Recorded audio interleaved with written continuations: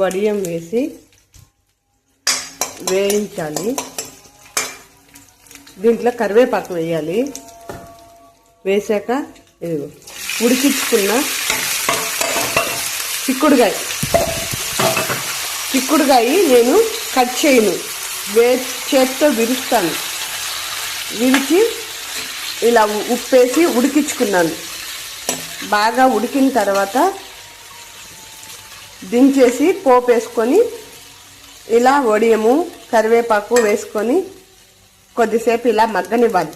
దీంట్లోనే వెల్లుల్లిపాయ ఒక రెబ్బ కొట్టి వేసేయాలి. జార్ తీసుకొని జారులో ఇలా పల్లీలు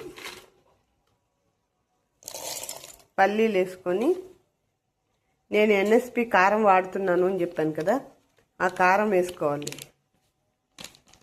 కారం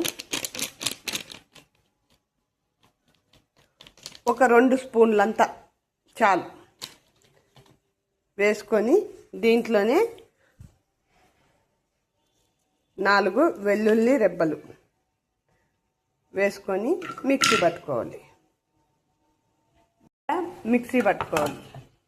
ఇలా మిక్సీ పట్టుకొని ఇక్కడ వేగుతూ ఉంది కదా, ఈ వేగే దాంట్లో ఇది తగినంత ఎంత కావాలనిపిస్తే అంత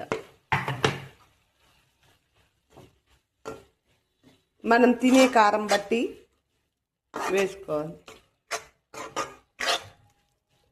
ఏంటి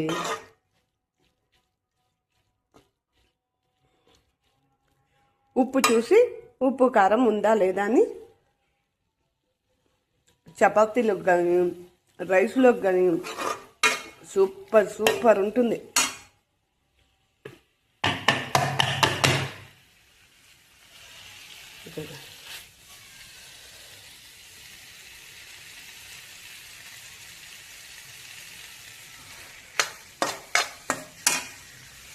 ఇది అన్నంలోకి చపాతీలోకి ఎలా అయినా పెట్టుకొని తినచ్చు. సూపర్ అంటే సూపర్ టేస్ట్.